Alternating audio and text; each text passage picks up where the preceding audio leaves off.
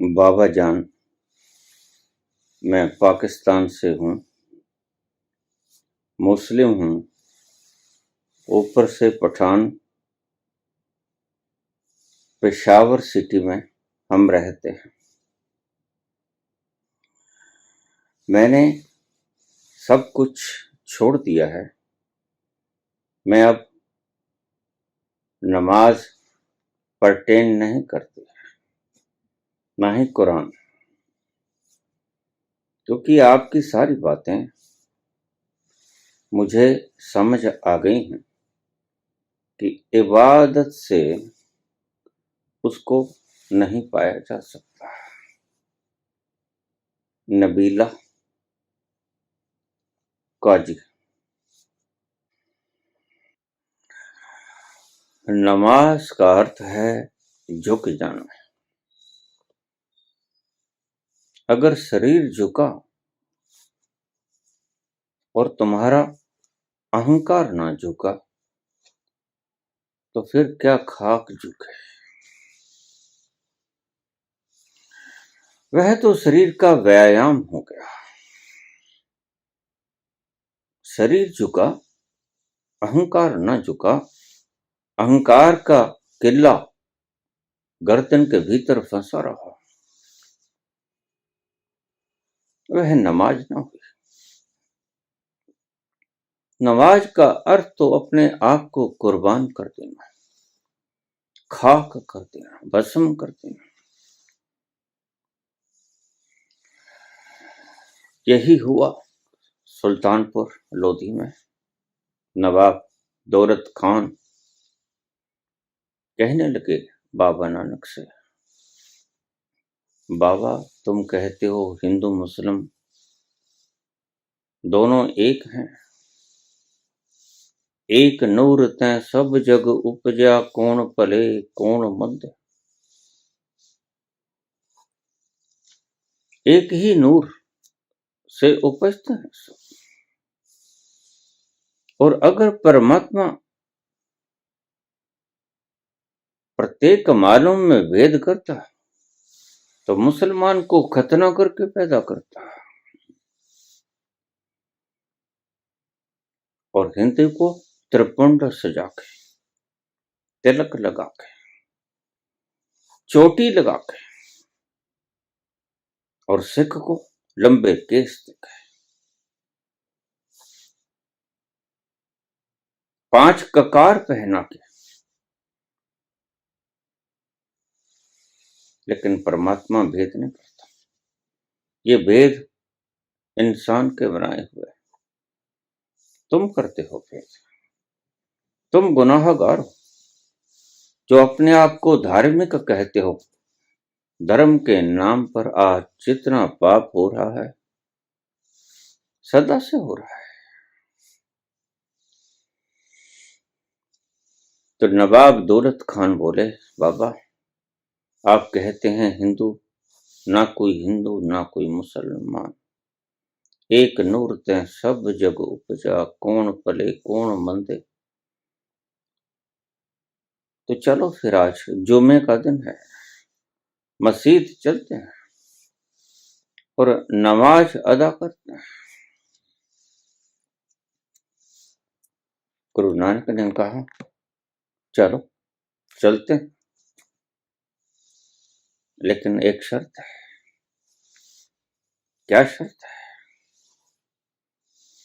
शर्त है कि नमाज मैं तो अदा करूंगा,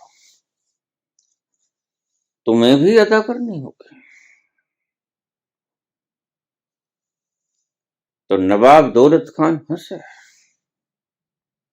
बाबा मैं तो चला ही नमाज अदा करने के लिए, भला इसमें आपको कोई शक है? तो फिर चलो चलो। चले गए मस्जिद में, नमाज अदा करने लगे।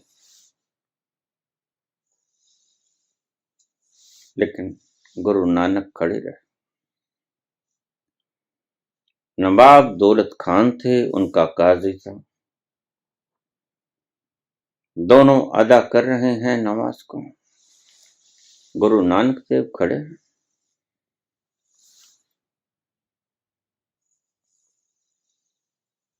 जब अदा कर लिया तो नवाब दौलत खान ने पूछा, बाबा आपने अपना वचन भंग किया। हमने नमाज अदा की, काजी जी ने भी नमाज अदा की, लेकिन आपने वायदा खिलाफी कर दी।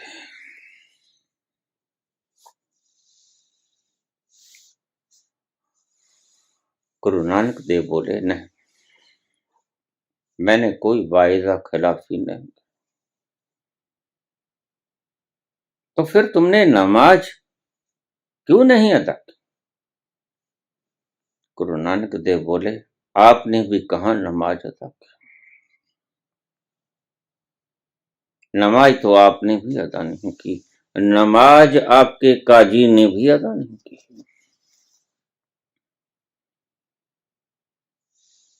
नवाब कहने लगा, ये कैसे हो सकता है गुरु माश? आपके सामने ही मैं नमाज पढ़ रहा था। नहीं, तुम नमाज अदा कहां कर रहे थे? तुम तो पेशावर में घोड़े खरीद रहे थे। अब नवाब दौलत खान तो घबराया, और ये तुम्हारा काजी, इसकी घोड़ी ने एक बच्चा दिया था। यह उसका फिक्र कर रहा था कि जल्दी से नमाज को पूरा कर लूं, अदा कर लूं,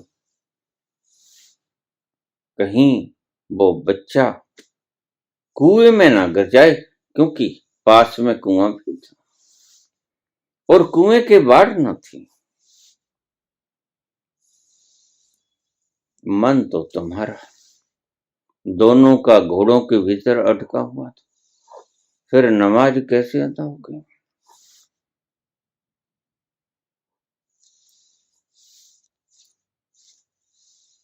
नवाब दौलत खान और काजी दोनों झुके चरणों में। ठीक कहा बाबा, जो देखता है भीतर से वह सबके भीतर यकसां है, वह अलग अलग नहीं है, वह तो कभी टूटता नहीं, वो तो अखंड है, वो तो एक है, सभी जगह विद्यमान है, सभी जगह मौजूद है। इस खलक के कण कण में वही तो है, खालक खलक खलक में खालक, उसके सिवा और है कौन? और जो उस तल पर पहुंच गया वह सबके भीतर की जानता है। भले बुरे की पीर पछानत,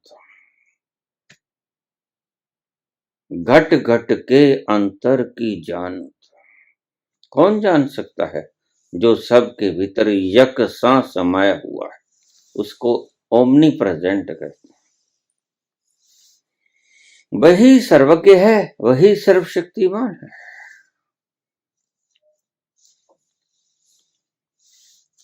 और वह जगत के कण कण में समाया हुआ है। तो कहां नमाज अदा की नवाब और काजी? आपने भी तो अदा नहीं की। शरीर झुका, बिल्कुल झुका, लेकिन मन तो कहीं और खरीदारी कर रहा था। आप तो पेशावर के बाजारों में, घोड़े के बाजारों में घोड़े खरीद रहे थे नवाब, और एक काजी ये तो उलझा हुआ था उस छोटे बच्चे में कि कहीं उठ के कुएं में ना गिर जाए।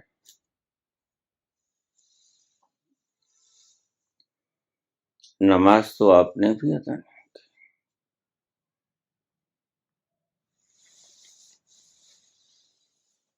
और भला नमाज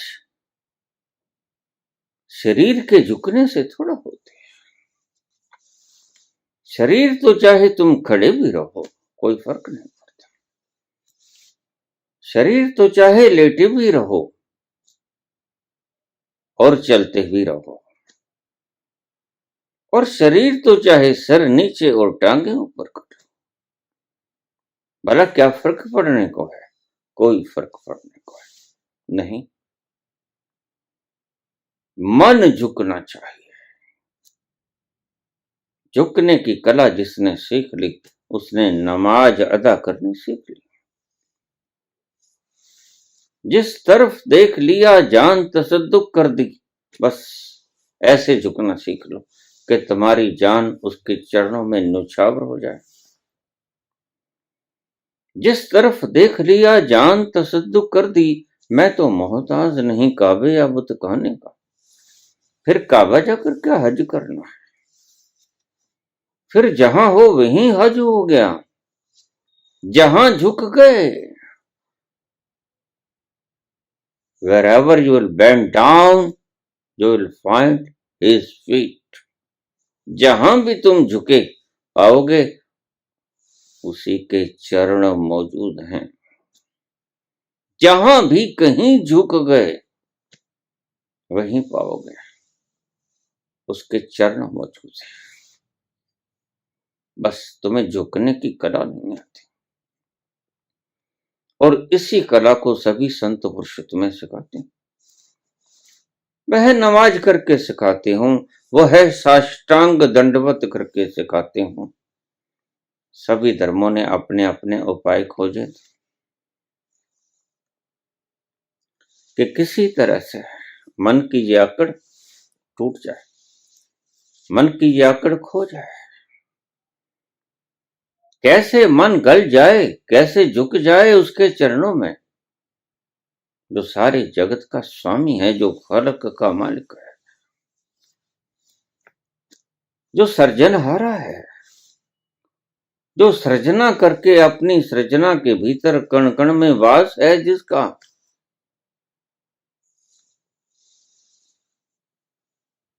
रो मिलेगा कब? जब तुम झुकने की कला सीख लोगे। जब तुमने झुकने की कला सीखी तो पाया कि सब जगह वो ही मौजूद है, उसके सिवा कुछ है ही नहीं।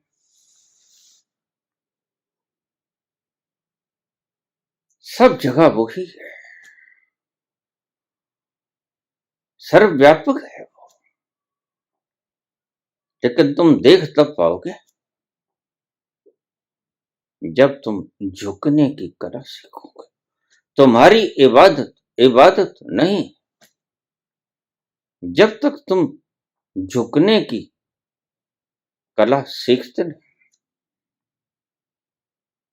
मन तो भीतर से अकड़े ही खड़ा रहता है, और जब तक मन अकड़ता है, शरीर तो चाहे धराशायी भी क्यों ना हो जाए, बिल्कुल साष्टांग दंडवत भी क्यों ना हो जाए, कोई भी तो फर्क पड़ने को नहीं। फर्क पड़ेगा तुम्हारे मन के झुकने से। फिर चाहे तुम बिल्कुल सीधे खड़े रहो, कोई फर्क नहीं पड़ता। नानक सीधे खड़े रहे, लेकिन उनका मन झुका हुआ था। नानक ने नमाज अदा की। नवाब दौलत खान ने और काजी ने नमाज नहीं अदा की। उन्होंने वायदा खिलाफी की, नानक तो नमाज अदा कर गए। नानक को तरीका आता है, सलीका आता है नमाज अदा करने। वो फिर शरीर की आकृतियों को कहां देखते हैं कि शरीर झुका कि नहीं झुका, कि शरीर वज्रासन में बैठा कि नहीं बैठा, कि माथा धरती छुआ नहीं छुआ, नहीं देखता है। वह तो सीधे खड़े होके भी नमाज अदा कर सकता है। मन गल जाए, मन झुक जाए, मन टूट जाए, मन की अकड़ भंग हो जाए, मन चकनाचूर हो जाए, भस्म हो जाए, वही होती है इबादत और वही होती है नमाज।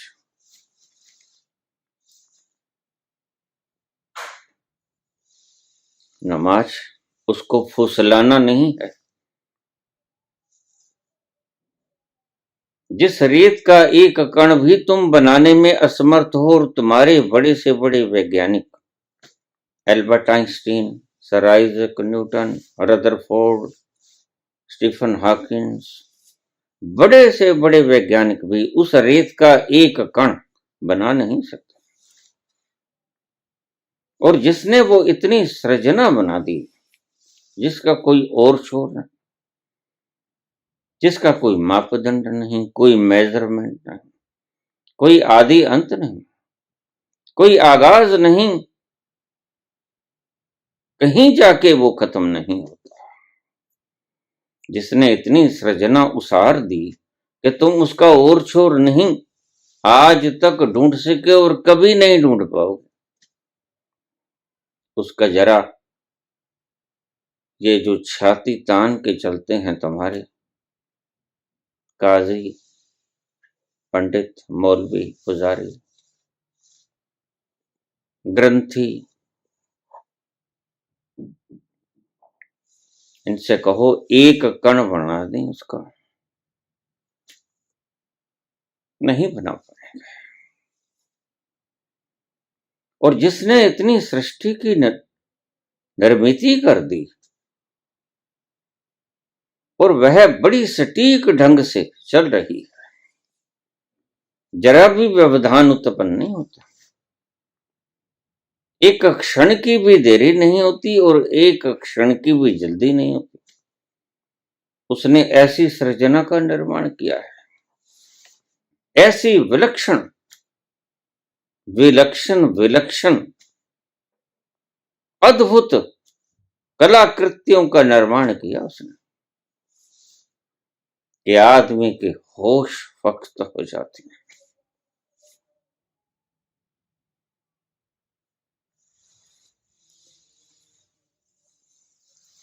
और तुम उसे कहते हो कि हम उसकी इबादत कर रहे हैं। नहीं, तुम्हें इबादत करने का सलीका नहीं आया। इबादत का सलीका सबसे पहला यही है कि तुम्हें झुकना होगा, प्रेम में झुको, प्रार्थना में झुको, नमाज में झुको, कन्फेशन में झुको, कहीं भी झुको, लेकिन झुको। और जब तक तुम झुकना नहीं सीखोगे तब तक नमाज अदा नहीं होगी। रोजे रख सकते हो, भूखे मर सकते हो, व्रत रख सकते हो, उपवास रख सकते हो, भूखों मर सकते हो,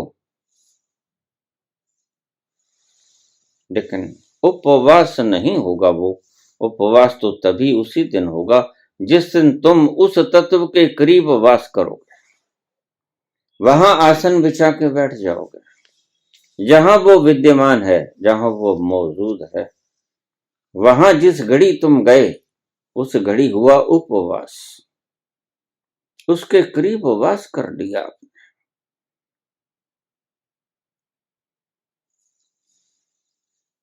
तो ठीक किया। इन पाखंडों में कुछ रखा भी नहीं। पूजा, प्रार्थना, ये आरती, ये षोडशोपचार पूजन, ये प्राण प्रतिष्ठाएं,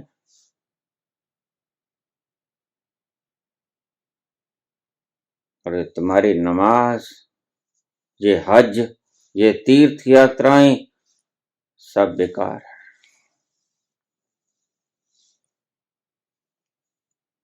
जब तक तुम झुकने की कला नहीं सीखते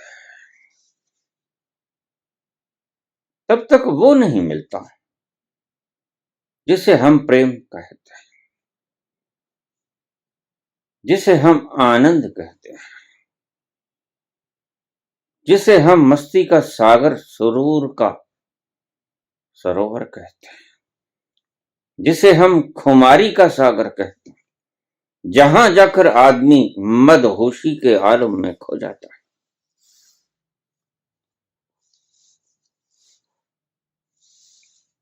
ये सब पाखंड है, सब कर्म कांड है।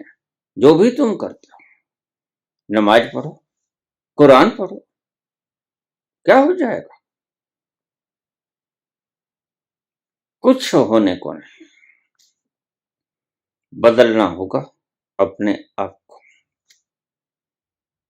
और जिस घड़ी तुम अपने आप को बदलोगे, ये अकड़ खत्म होगी, खाक हो जाओगे, राख हो जाओगे, भस्म बन जाओगे। तुमने अपना प्रारूप खो दिया, तुमने अपना स्वरूप खो दिया, जो तुमने बनाया था कभी जन्मों जन्मों के भीतर, जो तुमने इकट्ठे किए संस्कार, वो जब तक टूट ना जाए, जब तक भस्मीभूत ना हो जाएं,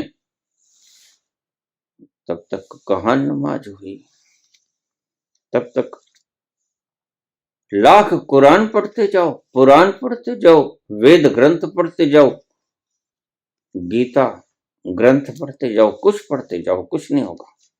ये मात्र किताबें हैं, सफेद कागज के ऊपर खींची हुई काली लकीरें, रेखाएं, और कुछ भी नहीं।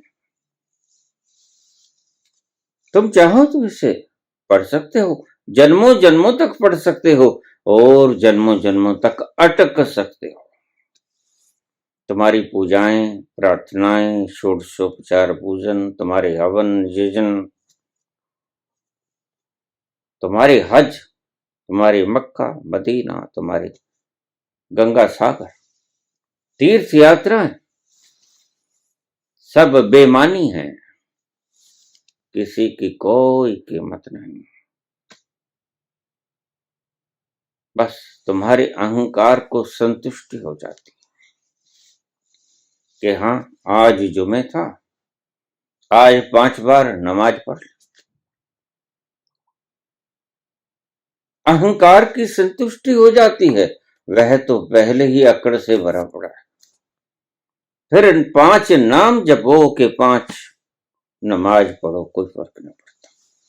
अगर अहंकार न टूटा, अगर अहंकार न झुका, अहंकार न गला, तुम्हें अपने इल्यूजन का पता न लगा, तुम्हें भ्रम का पता न चला, तुम्हें यही पता न चला हु एम आई, मैं हूं कौन, तब तक सभी नमाजें और सभी कुरान पुराण व्यर्थ हैं। सब वेद शास्त्र ग्रंथ उपनिषद सब बेकार, किसी की कोई कीमत नहीं, सब कचरा है। वही क्षण अमूल्य और स्वर्णिम होते हैं जिस घड़ी तुमने जान लिया कि आखिर तुम हो कौन, जिस घड़ी तुम भीतर से उद्घोष करते हो, अनल हक, मैं खुद खुदा, मैं खुद खुदा हूं, आदम को खुदा मत कहो, आदम खुदा नहीं, लेकिन खुदा के नूर से आदम जुदा नहीं। मुझे रोज ऐसे कमेंट्स आते हैं, बाबा आपके प्रवचनों में निंदा बहुत होती है, तो मैं और क्या स्तुति करूं? मैं थाल सजा लूं, मैं दीपक जगा लूं, नारियल रख दूं, फूल ले आऊं, गंगा जल से स्नान करूं, कराऊं तुम्हें? तुम यही चाहते हो? तुम्हारे पाखंडों को मैं भी रिपीट करूं? तुम यही चाहते हो? जब संत बोलेगा तो दो तरफा दुधारू तलवार से बोलेगा। एक तरफ वो तुम्हारे पाखंडों को काटेगा जो तुमने निर्मित किए, जो तुमने ओढ़ लिए, और दूसरी तरफ वो तुम्हें बताएगा, सृजन करेगा कि आखिर तुम हो कौन। एक तो तुम्हें बतलाना होता है कि तुमने क्या क्या मान्यता गलत की। ये दुधारू तलवार है, ये तीखी तलवार है, और संत इस तीखी तलवार के दोनों कोनों से काम लेता है। एक कोने से तुम्हारे भ्रम गिराता है, पाखंड जो तुमने ओढ़ लिए, तुम इसे निंदा कह सकते हो। तुम स्वतंत्र हो, तुम्हें कौन रोकता है।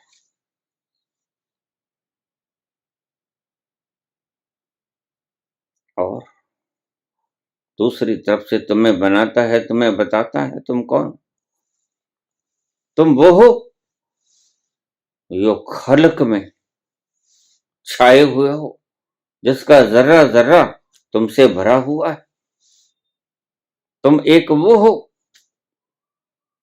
एक तरफ बताता है कि तुम क्या नहीं हो, और दूसरी तरफ सृजन करता है तुम्हारा कि तुम क्या हो। बस यही संत करता है। फिर तुम इसमें निंदा देख लो, फिर इसमें तुम बनावट देख लो, ये तुम्हारे देखने का सलीका है। लेकिन संत यही काम करता है, उसका धंधा है। संत तुम्हें एक तरफ से मिटाएगा, लेकिन तुम्हारी मुसीबत में अच्छी तरह समझता हूं। तुम चाहते हो कि हमारे बनाए हुए खंडहर यथावत खड़े रहें। हमने जो खंडहर जमा लिए, हमारी सड़ी हुई खोपड़ियों के भीतर जो धारणाएं हमने जमा ली, वो जमी रहें, और पुराने खंडहरों के ऊपर नई इमारत भी तुम ईजाद कर दो, बना दो। नहीं होगा ऐसा, या बड़ी खस्ता होगी। जो इमारत पुरानी ढहढेरी होने को ही थी, जीर्ण शीर्ण होने को ही थी, गिरने को ही थी, उसके ऊपर भला नई इमारत कैसे सजाई जा सकती है। उसको गिराना होगा, पहले धूल दूसरित करना होगा, उसको नींव से पाड़ना होगा, और नई नींव उसारनी होगी, और नई नींव के ऊपर नए महल का सृजन करना होगा। ये दो ही पहलू होते हैं संत के पास। तुम्हारे पाखंडों का नाश, तुम्हें वो निंदा लगेंगे निश्चित, क्योंकि तुम्हारी अपनी अपनी मान्यता है। तुम भी मजबूर हो और हम भी मजबूर हैं। तुम अपनी जगह से हिलते नहीं, और हम भी मजबूर हैं।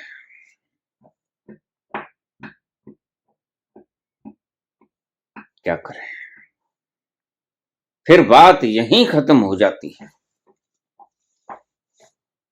तुम निंदा करते हो, गाली गलौज करते हो, उलट पुलट बोलते हो, गलत कमेंट कर देते हो, करते रहो, क्या फर्क पड़ता है।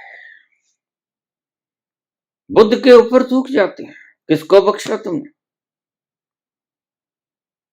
किस संत को बख्शा तुमने। नानक जा रहे थे, तुमने गालियां निकाली।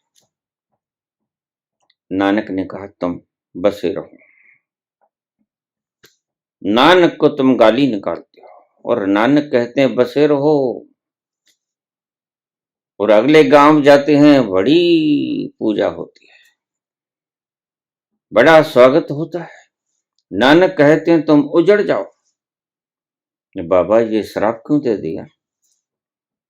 जिन्होंने गालियां निकाली उन्हें तुम कहते हो बस जाओ, और जिन्होंने तुम्हारा खैर मकदम किया उन्हें तुम कहते हो उजड़ जाओ।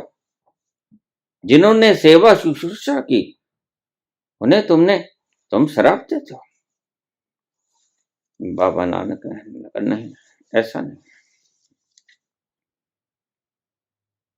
अगर ये दुष्ट व्यक्ति उजड़ गए तो ये जहां उजड़ेंगे सब नरक बना देंगे। यहीं बैठे अच्छे हैं, एक जगह पर नरक अच्छा होता है,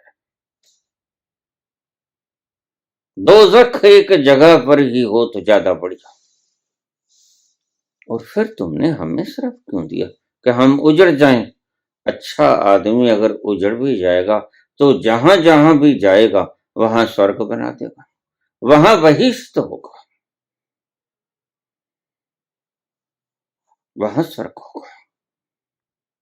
तो भले आदमी अगर उजड़ ही जाए तो अच्छा, और बुरे आदमी अगर बसे ही रहें तो अच्छा, क्योंकि बुरा जहां जाएगा, अब तो एक जगह पे बुरा है, फिर तुम सारे संसार को बुरा बना दो। और भला उजड़ ही जाए तो अच्छा, एक जगह पे बैठा रहेगा, एक स्थान पवित्र रहेगा, सारे संसार में बिखर गया तो सारे संसार को बदल देगा, सारे संसार को स्वर्ग बना देगा। ये तुम्हारी अपनी अपनी मान्यता है। और अगर तुम ये चाहते हो कि संत तुम्हारे हिसाब से बोले तो नामुमकिन, ये हो नहीं सकता, क्योंकि संत ने वो देख लिया जो तुम सोच भी नहीं सकते। संत का दर्शन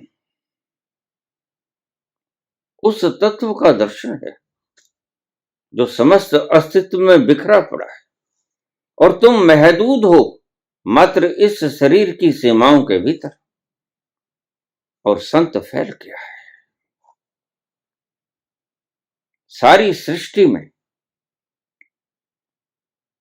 तुम इसे अहंकार भी कह सकते हो, और ये अहंकार कृष्ण के भीतर भी है, जो कृष्ण कहते हैं अहम त्वं सर्व पापेभ्यो मोक्षयिष्यामि मा शुचः अनन्याश्चिन्तयन्तो माम ये जना पर्युपास्ते तेषां नित्याभियुक्तानां योगक्षेमम् वहाम्यहम्।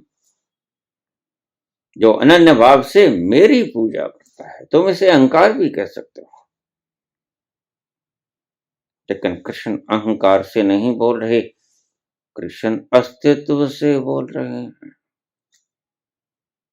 तुम्हारी समझ क्योंकि सीमित है, तुम देह की सीमाओं के भीतर बंधे हुए हो, इसलिए तुम्हें लगता है कि यह व्यक्ति अहंकारी है। जब मंसूर कहता है अनर्हक, जब मनीषी कहता है देखकर अहम ब्रह्मस्म, मैं ही ब्रह्म हूं, मैं ही परमात्मा हूं, तो तुम्हें लगेगा ये भाषा कुछ अहंकार की बोल रहा है, यह तो बड़ा अहंकार। ये कहता मैं ब्रह्म हूं, मैं भगवान हूं, बस वही शब्द जो कृष्ण ने बोले, वही शब्द मंसूर बोलता है अनर्हक, खालक खलक खलक में खलक।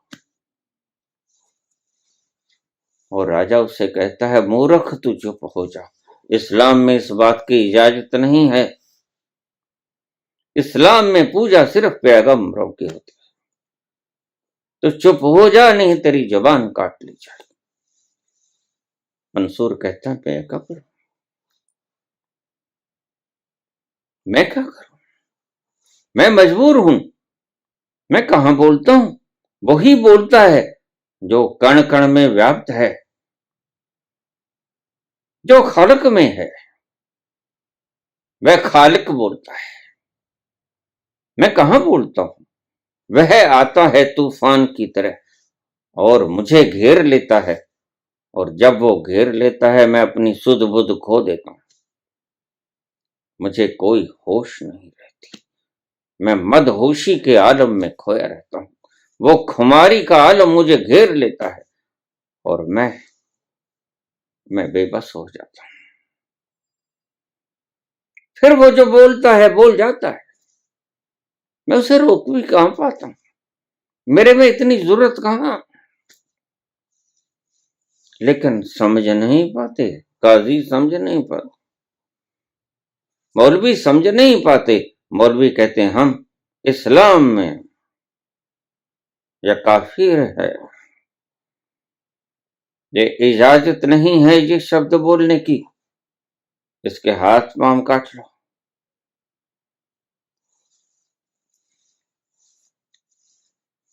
और उसके गुरु कहते हैं, अरे मूर्ख मान जा, क्या मैं नहीं जानता? जो तू जानता है क्या वो मैं नहीं जानता? मैं गुरु हूं तेरा, तेरे से पहले मैंने जाना अनल हक। क्या मैं ये उद्घोष नहीं कर सकता? क्या मैं नहीं जानता? तू चुप हो जा, ये तुझे मार देंगे। तो मंसूर बोला, हे गुरुदेव, मुझे मार पाएंगे? मुझे काट पाएंगे? ये जिसको मारेंगे क्या वो मैं हूं?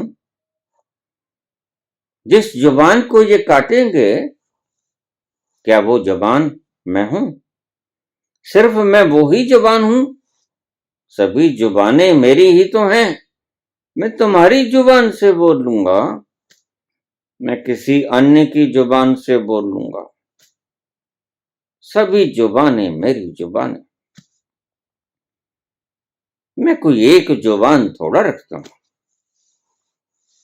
और ये काटेंगे जिसे, वो तो मिट्टी का पुतला होगा। ये जिसे काटेंगे वो तो 5 तत्व का पुतला होगा। मुझे भला काट पाएंगे? इनमें इतना दम नहीं कि मुझे काट लें। यही भगवान कृष्ण कहते हैं, नैनम छदंति शस्त्रान।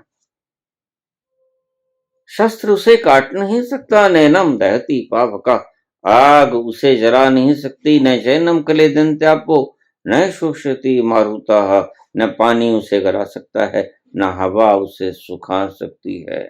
मैं वो अजर अमर तत्व हूं, सदा से हूं, था और रहूंगा। आद सच जुगाद सच है भी सच, नानक होसी भी सच।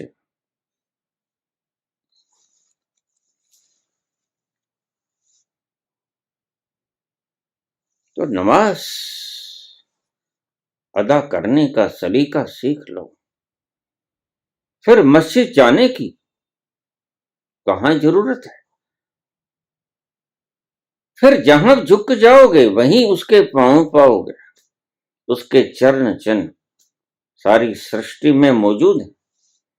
बस तुम झुकने की कला सीख लो। कमी तुम्हारी तरफ से है, उसकी कमी कहां से है? वो तो सब जगह व्याप्त है, जर्रे जर्रे में है वो, कहां नहीं है वो? तो कमी किसमें? कमी तुम्हारे में। तुम अपनी कमी को दूर करो, तुम झुकना सीखो, तुम नमाज अदा करने की कला सीखो, तुम नमन करना सीखो, तुम झुकना सीखो, तुम टूटना सीखो, तुम परवाने की तरह क्षमा में खाक होना सीखो।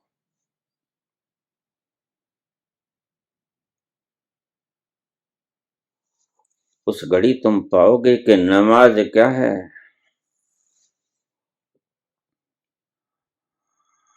परवाना करता है नमाज, क्षमा के भीतर अपने आगोश में ले लेती है क्षमा। परवाना खाक हो जाता है, नमाज अदा हो गई। जब तक तुम राख न हो जाओगे तब तक नमाज कहां होगी? तब तक कहां कुरान पढ़ी गई? कहां वेद शास्त्र उपनिषद पढ़े गए? नहीं पढ़े गए। उससे पहले तो खोपड़ी की खुजलाहट है। बस शब्दों को पढ़ लो और बुद्धि के भीतर सूचनाओं को इकट्ठी कर लो। बता दोगे फला पेज के ऊपर ये शब्द लिखा है, ये आयत दर्ज है, तुम बता दो, सब बता दोगे। कौन से श्लोक में गीता में भगवान कृष्ण ने कौन सा श्लोक बोला और उसका अर्थ क्या है ये भी समझा दोगे। लेकिन अर्थों के भीतर का रहस्य क्या है ये तुम कभी नहीं जान पाओगे। साइंटिस्ट जान लेंगे कि एटम प्रोटॉन, इलेक्ट्रॉन और न्यूट्रॉन से बना, लेकिन ये कभी ना जान पाएंगे कि ये बने कैसे, हाउ ही क्रिएटेड, ये न जान पाएंगे, इससे सदा ही महरूम रह जाएंगे।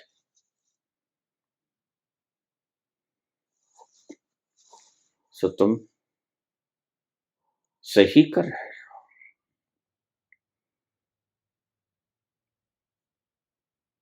जिसमें कोई दम नहीं वो काम छोड़ना ही अच्छा।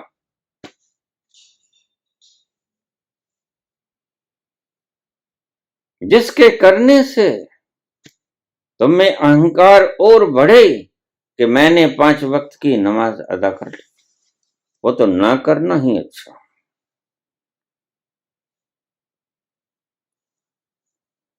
जिस काम से अहंकार क्षीण हो जाए, जिस काम से अहंकार मिट जाए, राख हो जाए, वो देखो नमाज तो वो है, झुकना तो वो है, टूटना तो वो है। और तुम चाहते हो कि मैं बचा भी रहूं, बलि बकरे की दे दूं, गर्दन काट दूं बकरे की, लेकिन कबीर तो कहते हैं नहीं नहीं, जो घर बार है आपनो चले हमारे साथ, जे तो प्रेम मिलन की चाह, शीस तली धर घर मेरे आऊं। तुम्हें ही अपना शीस तली के ऊपर रखना पड़ेगा, बकरे का शीस यहां चलेगा नहीं। सभी धर्मों ने अपने अपने शीस ईजाद कर लिए, तुमने बकरों के शीस दे दिए। और इन हवन कर्ताओं ने, यजन कर्ताओं ने, नारियल बिल्कुल आदमी के सिर जैसा होता, वह हवन की आग में सौंप देते। नारियल भस्म होता है, तुम कहां भस्म होते हो। तुम्हारा तो अहंकार और बढ़ जाता है कि हमने एक यजन किया, हमने एक हवन किया। बलि होती है बकरे की, तुम्हारा तो अहंकार और प्रबल होता है कि मैंने बलि दे दी, मैंने बलिदान दे दिया, मैंने कुर्बानी दे दी। कहां कुर्बानी दी, तुम तो बचे रहे और ज्यादा और प्रगाढ़ होके बचे रहे। ये कुर्बानी है, ये तो तुम और मजबूत हो गए। हज करके आए, हाजी कहलाए, कहां हज हुआ, अहंकार और बढ़ा। तीर्थ यात्रा की, तीर्थ यात्री हो गए, कहां तीर्थ यात्री हो गए। वह जो गर्दन के भीतर गुल्ला फंसा था वो और मजबूत हो गया। पहले लकड़ी का था, अब स्टेनलेस स्टील का हो गया। इसे गुल्ला जब तक ना निकलेगा तब तक नमाज अदा नहीं होगी, तब तक न पूजा, न प्रार्थना, न पाठ, न अरदास, कुछ नहीं होगा। वह कोई चापलूसी थोड़ा चाहते हैं, वह रिश्वतखोर थोड़ी है। इतनी सारी सृजना का निर्माण करने वाला महाशक्ति तुम्हारे से चापलूसी की उम्मीद रखेगा कि तुम सिर्फ उसकी प्रार्थना करो, उसके नाम का सुमरण करो, जाप करो। और फिर उसने कमी भी क्या रखी है। तुम मांग के उसको शर्मसार करते हो कि तुमने मुझे कुछ नहीं दिया इसलिए मांग रहा हूं। तुम थोड़ा सा बिना मांगे रह के देख लो। इसलिए कबीर कहते हैं बिन मांगे मोती मिले, मांगे मिले ना भीख। और तुम्हारा मन ये बात मानता नहीं कि जब तक मांगूंगा नहीं तब तक मिलेगा कैसे। लेकिन ये संत की बातें उल्टी होती हैं। कबीर कहते हैं थोड़ा सा बिन मांगे भी रह जाओ तो देखो मिलता है कि नहीं मिलता है। लेकिन इतनी जरूरत आएगी कहां से, इतनी जरूरत तुम्हारे भीतर तो है नहीं। तुम्हारी बुद्धि तो बड़ी सुरक्षात्मक ढंग से चलती है, छांव में चलती है, धूप में नहीं चलती। तुम अपने आप को बचा बचा के चलते हो। फिर बलि चाहे बकरी की देनी पड़े, कुर्बानी तुम्हारे नाम, हमने कुर्बानी दी। क्या खाक कुर्बानी दी? बलिदान हमने दिया, नारियल चढ़ा दिया, क्या खाक बलिदान दिया? कहां आहूत हुए? जला कौन? नारियल। कुर्बानी किसकी हुई? बकरे की। कुर्बानी वो मांगता है, अल्लाह को प्यारी है कुर्बानी, बिल्कुल ठीक, लेकिन किसकी? इस गुल्ले की, जो रोज और ज्यादा स्ट्रोंग होता जाता है। तुम दानी हो जाते हो,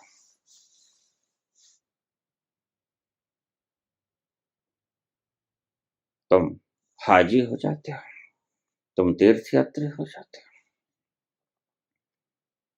तुम्हारा अहंकार बढ़ता ही जाता है। तुम समझते हो ये दवा है, लेकिन तुम्हें पता नहीं दर्द बढ़ता ही गया जूं जूं दवा की। तुम इसे दवा समझते हो, लेकिन तुम्हारा मर्ज रोज बढ़ता है। क्यों? क्योंकि तुम मर्ज को खत्म करने की कवायद नहीं करते। तुम मर्ज को खुद से बढ़ा रहे हो, इसलिए जैसे जैसे मर्ज बढ़ेगी तो दर्द बढ़ेगा। तुम्हें पता ही नहीं कि जिसे तुम कहते हो मर्ज को खत्म करने की दवा, वह मर्ज को बढ़ाने की दवा है, मर्ज को खत्म करने की दवा है।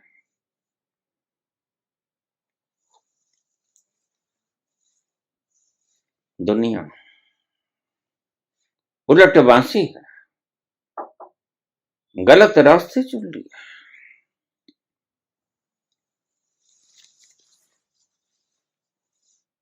और फिर संतों से कहते हो तुम्हारे प्रवचनों के भीतर निंदा ही निंदा होती है। तुमने क्या खाक देखा होगा जर्रे जर्रे में उसका अस्तित्व, का खाक देखा होगा। तुम्हारी खोपड़ी इतनी बात कह के खुजला लेते हो बस, लेकिन ये तुम्हारे अज्ञान का परिचायक है। तुम मूढ़ हो और मूर्ख ही रहोगे।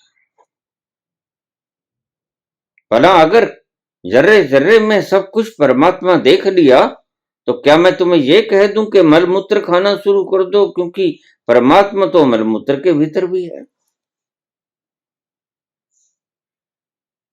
यह कह दूं? तुम जिसे निंदा कहते हो वह निंदा नहीं है, वो तुम्हारे लिए शस्त्र है। तुम्हारे कैंसर के फोड़े के ऊपर मैं चीरा लगाता हूं ब्रेड का, तुम लगाने नहीं देते, तुम डरते हो। और जो लगाने दे देते हैं उनके भीतर से सड़ी हुई मवाद निकलती है, दुर्गंध युक्त, और वह बेचैनी के आलम से बाहर निकल जाते हैं। रात को आराम से सोते हैं, यह फोड़ा चस चस नहीं करता। अन्यथा ये अहंकार का फोड़ा सदा ही चस चस करता रहेगा और तुम्हें दुख देता रहेगा, और तुम चिल्लाते रहोगे बाबा मैं दुखी बहुत हूं। बाबा क्या कर रहा है? बाबा जब ब्लेड चलाएगा तुम चलने नहीं देते, तुम कहोगे निंदा कर रहे हो। तुम्हारे शब्दों में निंदा ही तो झलकती है 90%। बिल्कुल सही कहा, तुम्हारी एक एक ईंट को गिराऊंगा, तुम्हारी धूल को भी इकट्ठी करके फेंक दूंगा, तुम निस्तना नाबूद हो जाओगे, तुम्हारा कुछ न बचेगा। तब नई इमारत को उसारूंगा, 10% उसारूंगा, 90% ठीक कहा तुमने, बिल्कुल यही काम है मेरा। 90% पहले तो उजाड़ूंगा तुम्हें, फिर जब सब कुछ ढह ढेरी हो जाएगा तुम निस्त नाबूद हो जाओगे। फिर तुम्हारी नियमों को पाड़ूंगा, वहां पर भरूंगा सुदृढ़ नीम को, और उसके ऊपर सुंदर महल उसारूंगा। यही मेरा काम है, यही मेरा रोज का धंधा है। और तुम कहते हो बाबा आपके सभी प्रवचनों में होता क्या है? बिल्कुल यही मिलेगा। हिम्मत है, शीश तलीधर घर में रहा। संत पहले ही कह देते हैं भाई सुनना तब अगर माजना हो, अगर माजना नहीं तो दूर रहना। जेतो प्रेम मिलन की चाह, चाह तो बड़ी है, प्रेम से मिल लें, उस आनंद में खो जाएं, उस खुमारी का रस पी लें, लेकिन हिम्मत नहीं कि चीरा लगा लेने दें गुरु को। उसको तुम अलग अलग नामों से विख्यात करते हो कि ये तो निंदा है, दूसरों की निंदा है। और क्या करूं? स्तुति करूं, पूजा करूं? जो पागलपन खिलाते हैं उनकी क्या षोडशोपचार पूजन करूं? दीपक जलाऊं देसी घी के, टल्ली बजाऊं, घंटे खड़काऊं? यही कुछ करने को हूं, इसलिए कह देता हूं। नहीं अच्छा लगता तो अनसब्सक्राइब कर दो, और अगर अच्छा लगता है, तुम चाहते हो तुम्हारा नासूर मैं काट दूं, तुम खुद से तो न काट सकोगे। इतना हिम्मत नहीं, इतना जिगरा नहीं है, तो फिर थोड़ा सा तुम आंखों को बंद कर लो, मुझे ही काट लेने दो इस नासूर को। मवाद निकल जाएगी, सारी दुर्गंध बाहर फैल जाएगी, खत्म हो जाएगी, और तुम चैन की नींद सो सकोगे। दिन में भी चैन होगा, रात को भी चैन होगा, नींद भी बड़ी सुंदर आएगी। ये चस चस करता हुआ फोड़ा न तुम्हें दिन में आराम करने देता है, न रात को नींद लेने देता है। और तुम्हारा अहंकार इन्हीं बातों को कह के दूसरों को, संतों को दोषी ठहरा के बच निकलने में दक्ष है। सदा से उसकी यही तरकीब रही है, आज भी वो तरकीब बची हुई है। उसी तरकीब से आज भी अहंकार अपने आप को बचाता है। अहंकार का मतलब ही है दूसरे को दोषी ठहरा दे और खुद बच जाए। लेना क्या है संत ने तुमसे? संत ने तुमसे क्या लेना? लेकिन क्या करे, जब ये कैंसर का फोड़ा मवाद से भरा हुआ देखता है, और देखता है चस करता हुआ तुम्हारे मुख के ऊपर 12:04 और हुए होते हैं, तुम लटके हुए चेहरे लिए फिरते हो, और तुम कहते हो बाबा मैं बहुत दुखी हूं। तो बाबा कहते ठीक, थोड़ा सा मुझे ऑपरेशन कर लेने दो। लेकिन तुम कहां ऑपरेशन करने देते हो? जैसे ही बाबा तुम्हारी दुखती रग पे हाथ रखते हैं, तुम चिल्ला उठते हो, और तुम उल्टा बाबा को गालियां निकालनी शुरू कर देते हो।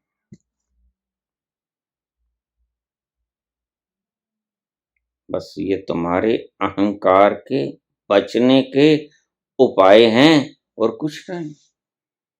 तुम इल्यूजन को काटना नहीं चाहते, तुम अपने स्वयं को देखना नहीं चाहते, तुम हो कौन ये जानना नहीं चाहते, खुद में तुम में हिम्मत नहीं फना होने की।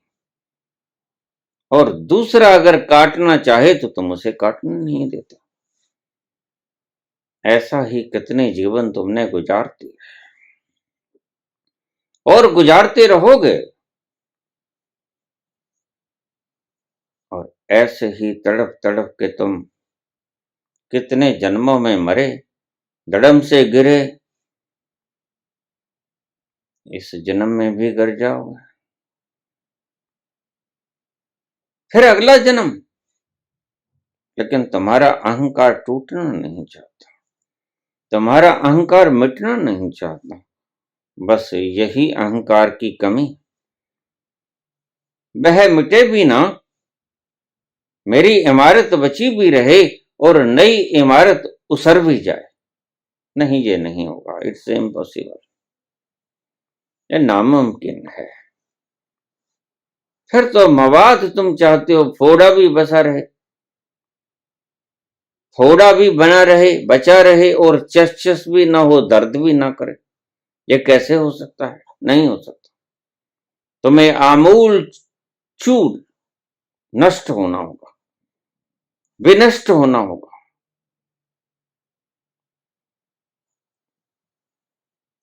तुम भस्म हो जाओगे, तुम्हारी राख भी ना बचेगी। अगर ऐसा होने को तैयार हैं तो पहले ही कह देते हैं कबीर, अगर तुम अपने घर को आग लगाने में सक्षम हो तो चलो मेरे साथ। अगर तुम शीश को तली पे काट के धर सकते हो तो चलो, मैं तुम्हें प्रेम के रास्ते पे ले चलता हूं। और चलो, अगर हिम्मत है तो चलो। लेकिन कहां हिम्मत है? बाबा कहते कोटिन में कोई एक चलत है। बाबा अच्छी तरह से जानते हैं तुम्हारी असलियत को, कि तुम नहीं चलोगे, तुम बहानेबाज हो और तुम दोष दूसरों पे मर देते हो। तुम मरना चाहते नहीं, और दूसरों पे दोष मढ़कर, गुरुओं पे दोष मढ़कर, भला उन्होंने लेना क्या है? और तुम तरह तरह के इल्जाम लगा दोगे, सिर्फ अपने आप को बचाने के लिए, बस। और तुम्हारा कोई मतलब नहीं। तुम बचे रहो, किसी तरह बचे रहो। बकरों की गर्दन काटता है, नारियल को आग में भस्मीभूत कर दो, और हजारों पाखंड करो, लेकिन तुम बच जाओ, बस तुम ना मिटो। जो तुम्हारी कवायद सदा से रहे और सदा से रहेगी, उसे ही मुमुक्षा कहते हैं। जिस घड़ी तक तुम्हें पूरी प्यास न लगेगी, ये अहंकार तुम्हें इतना त्रस्त न कर देगा कि तुम्हारा जीना मृत्यु से भी बदतर हो जाए, फिर तुम कहोगे, फिर तुम सर्जन के पास जाते कि अब तो मुझे चैन से जीने नहीं देता, अब तो तुम इस अंग को काट ही दो। तब तुम जाते हो संतों की शरण में कि चस चस करता फोड़ा, न दिन में चैन न रात की नींद, सोना खाना पीना सब हराम, अब तो तुम इसे काट ही दो। जब तक तुम ये नहीं कहते, उसे ही मुमुक्षा कहते हैं जनक। मुक्त होने की जब तक भीतर से अभीप्सा नहीं उठती, और कब उठेगी? जब तुम अंत के दुखी हो जाओगे इस अहंकार से, इसी अहंकार से जिसको हमने ही अपने खून से बख्शा गुरु को रंग। खुद ही ने तुमने अपने खून से इसको सिंचा, और तुम पाते हो कि तुम्हारे लिए ही ये मौत का पैगाम लेके आया, तुम्हारे ही दुख दर्द का कारण बना। हमने ही अपने खून से बख्शा गुरु को रंग, हम ही शरीर के जश्न बहारा न हो सके। धन्यवाद।